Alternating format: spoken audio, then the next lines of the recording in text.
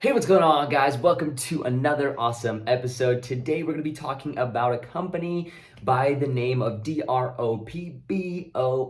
But on the channel, as you guys know that are, already subscribed to the channel, you guys probably know that I like to talk about stocks. I do company analysis videos, stock market tips in general, talk about finances and business ideas, different types of stuff on the channel. But really, at the end of the day, all the things that we talk about on the channel are ways for you to make more money and become a greater and better investor, just to be a better person with managing finances and investment knowledge in general. So today, I'm going to be talking about a company that I've personally liked for quite some time. I've been buying in as it's been trending down, and finally, it's been going up and up and up, and I think that it has a lot more room to grow, and that's what we're going to be talking about today. For those of you who haven't been to the channel before, and if it's your first time seeing this face, remember to smash the subscribe button down below. All you need to do is turn it from red to gray, and then also, while you're down there, why not smash the like button? Because this content does take a lot of time for me to put together, and really, you don't have to pay for it. It's all free knowledge, but it really helps out if you just go down there, smash the like button, and hopefully you stay tuned to the end of the video, because I think there's a lot of valuable content that you're going to be able to grab. And whether or not you're already an investor or just thinking about this company,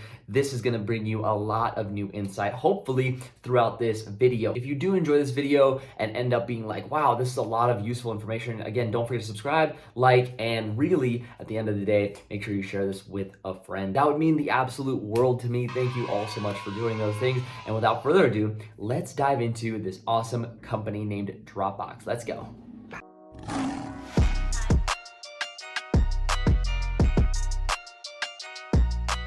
Alrighty, guys, welcome back. Long time no see. Again, if you haven't smashed the like button, go ahead and do that real quick while we have a second as I pull up my slides here. So the first thing that I wanted to look at is just the overall stock price of DropBox, right? And the biggest reason why I wanted to look at is if we were to pull up the max chart, which I'm going to do here for you guys can see that technically speaking from the IPO, we're still in the red as of today, right? We're sitting at around $27, $26, $27 per share, and it actually IPO'd around $28.50, and it actually went as high as $39.60, pretty much $40 just about a month later after the IPO happened. So that tells you a little bit about, hey, where we've been, where we're at. And if you go down here, this is after the IPO, a couple months in, we have almost a year in here, right? Right in here. And it's been as low as like 17, a couple 16s, and overall around 17, 18, and as high as like 22 over here, 24 over here. And then we've been slowly trickling back up to the IPO price. And now we're sitting almost at IPO price. And I think we're headed really back to the old highs. And hopefully we're going to see a cup and handle type pattern where we hit this old high and we, cup and handle, right? So we're going to have a handle after that. And hopefully we see like a 60, 70, maybe even $80 price DropBox.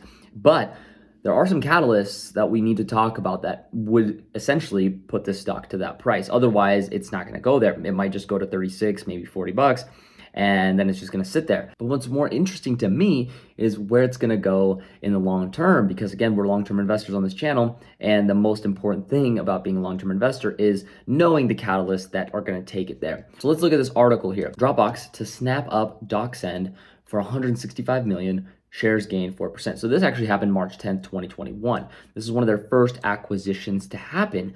And it actually, obviously, in the first day or two, it shot up the price 4%, which is actually not that big of a deal. If anything, after this news comes out, then the price actually drops. Buy the rumor, sell the news. If you guys haven't heard that before, that's a very common thing in the investing space. But it did lead a lot of people to think that they might be making more acquisitions in the coming months. And the next article here is from Barron's. DropBox stock is surging and director Bob Mylod bought shares. Again, this is March 19th, so a little bit of an older article as well. Not too crazy, less than a month ago. So what this article really tells us is that even though the stock price actually has been going down, it says stocks is surging, right? And it has been going up, but it's still relatively low compared to the highs that we've had and also the IPO price. It's still below that. So even though the shares have been going up from that $16, $17 range, up to 26, we still have a long ways to go. And that's why Bob Mylod just barely bought more shares. This is actually positive news for people that are thinking about getting in that haven't gotten in before. This is saying, oh, well, big names are still buying the stock at its current valuation. That means they believe that this price is going to go up. And so the next step here is to talk about earnings. Right here on the right side, you can see a lot of articles over here. This is on Yahoo Finance, which probably is going out of business, to be honest. I don't know. Some people still use it. But as you can see here, Q1 2020 on the right side here, if you want to look real quick where I'm looking here. And I'll zoom in for you guys. Maybe this will help. Let me bring this over. So take a look at this here. So Q1 2020, they beat estimates by 0.03 earnings per share. Q2 by 0.05. Q3 0.08. All of these are beats. And then one more, they had 0.04. Obviously, consensus actually went up, right? People thought, hey, it's been doing well. Let's bump it up a little bit. And look, it had exactly that. And it even still beat out what estimates thought. Now, estimates are like, well, can DropBox keep going? So it'll be interesting to see what Q1 is, but we'll have to wait till May 5th to see what Q1 ends up being, because of right now, estimates are saying 0.30 is what the earnings per share is going to be. Hopefully it's higher than that. Otherwise, the stock price could take a nice little dip, but I could see them outbeating this, and we'll get into a minute on why. But first, let's really dive a little bit deeper into DropBox. I think there's a lot of hype around the stock, but there is a good reason for it. So DropBox. If you guys haven't been to this website before, simply Wall Street, this is where some of my analysis goes down. Obviously, I like to look at articles. Obviously, I want to look at numbers. I want to look at earnings reports. I want to see what news is saying about certain stocks, but I also like to look at this. Obviously, if I'm going to be trading a stock or if I'm looking for the long term, I'll usually do like an analysis of like the chart and everything, but I'll just give you guys a brief summary of that after we look at this. Okay, so here we have DropBox, and it's trading at 47% below their estimate of its fair value. You can see that here. Current price is around $27, and its fair value is looking at about $52.59. So it is 47% undervalued. Almost 50% undervalued. This is insane. And this actually paints a picture, a really good picture for the company, because most companies, if you're looking at them in the short, medium, or long term, most companies are overvalued, especially in the tech space right now. DropBox is one where it's actually sitting undervalued. And of course, there's good reason for it, but the only good reason that I can think of is, people are selling out of the stock that bought it pre-IPO, right? People like VCs, CEOs, CFOs that pretty much sold out of the stock. And you can see that on a chart, because if you look back here from the max time frame, right? This is when it came out, and 6 months from March is around right here. You saw a lot of selling pressure. Then the stock went up again. A couple more VCs decided to sell. And then now we've kind of leveled off. And now more normal investors like you and I have started to buy the stock. And you can see it's slowly starting to trickle back up. And I think VCs are being like, well, the stock is on a discount. Maybe I sold here, or maybe I sold here, or maybe I sold here, and it's pretty much the same price or cheaper. I might as well scoop up some shares while it's cheap, right? So a lot of people are having the same idea about the stock, and obviously the stock is still undervalued. So it looks good from an analysis perspective. Now, future growth.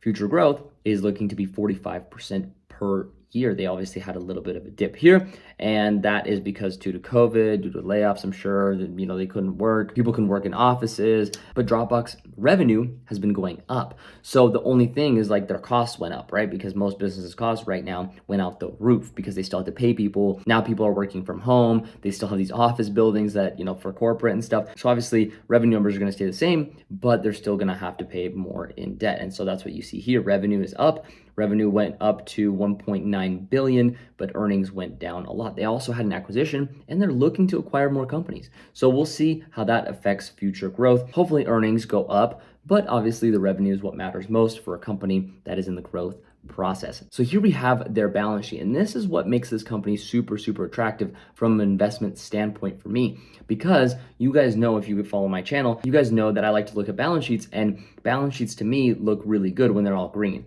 If they had a lot of debt, that's a problem, right? Especially in the growth stage, you don't want to have too much debt, because then you can crash and burn, and we don't want to have that. But as you can see, they have a lot of cash on hand, $1.1 billion.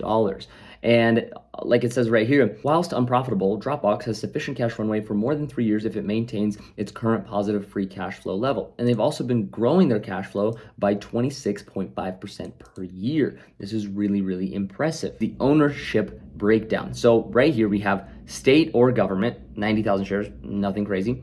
You can't even see it. It's a little tiny blip on this map. Then the general public owns about 5.7%. So general public doesn't own a lot of shares. Individual insiders, on the other hand, own 31% with 130 million shares outstanding, and institutions own 62%, which is 260 million shares. So obviously, institutions, if they were to sell, this would be really, really bad for the stock. But at the same time, if the general public were to start buying more and more shares of Dropbox, right? You take some of those Tesla attendees and you start putting it into companies like Dropbox, which is undervalued, and there's not a lot of people invested, as the general public says. This could be a really good company for the long term just off of that sentiment alone. We're not even talking about Dropbox buying other companies. We're just talking about just putting your money in this basket, right? There's a lot of potential there. And something to look at, which is really important, is a little bit of the technical analysis, right? So I'm not gonna look at averages. We already kind of know that it's been on the market for 3 years, pretty much since March 2018. So we know that it's been from $28 to $39 per share. It's $39.60 to be exact.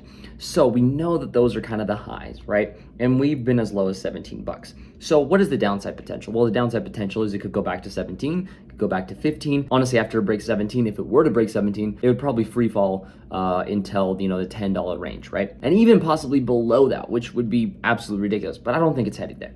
I think it might retest the 24.80, maybe even 24.65 range right in here. Once it retests that, I think we're gonna start to trickle back up and we're gonna touch $28, $29, and possibly even this $31 range here. Once we reach here, then if it goes above that, it locks itself in, meaning the candlesticks end for the day, and it's above 31.25, I think we're gonna start to trickle up to 39.60. And we might even see what Rocket Mortgage saw, and that is a huge spike in the graph, like a cup and handle pattern, right? So it's gonna cup and handle from here, it's gonna go up. It reaches the end of the cup. Once it reaches there, it might dip back down, like I said, maybe like the 31 range, and then skyrocket back up well above this, maybe at least to what it's worth, which is $52 per share, as we saw here. And I think it's gonna go well above that because as the market likes to react to things, if this company is gonna go up, a lot of people are just gonna get into the stock knowing that it's gonna keep going up, which is just based off of volume. A lot of traders are basing their trades off volume. So if they see a lot of volume in Dropbox, a lot of more money is gonna flow in and it's gonna go well above the fair value, which is fine. That just means there's going to be a correction, and that's just an opportunity to sell shares at higher than it's worth and then buy back at what it's worth in the end. But here is a little bit of a nugget for those of you who stayed till the end of the video, and that is from this article, techradar.pro, and this is actually from November 6, 2020. So this is like 6 months ago, but not a lot of people paid attention to this because at the time Dropbox wasn't doing so well. Dropbox now has more than 15 million paid users and could look for more acquisitions. And that's what happened here. They snapped up DocSend, right? And I personally think that Dropbox is going to be buying more companies as time goes on, right? And there's already talks that they might be buying the company called Box. And again, nothing is confirmed. It's just like a little bit of news. And again, most likely people are going to be buying based off of the rumors, right? And then they're going to sell once the news does come out. So if you have Dropbox shares already, or if you're thinking about buying, I'd love to know why down in the comment section below. Maybe if you sold already. Either way, I'd love to know what your thoughts are on Dropbox and what your thoughts are on the overall potential of Dropbox, right? Do you see them as growing 5, 10x fold like I do myself? I think in the short term, they could definitely double. I think in the long term, they could 4, 5x. And I think if we're talking like 5 to 10 years, I definitely think that this company has plenty of room to grow. Just to fair valuation, it's already doubling, right?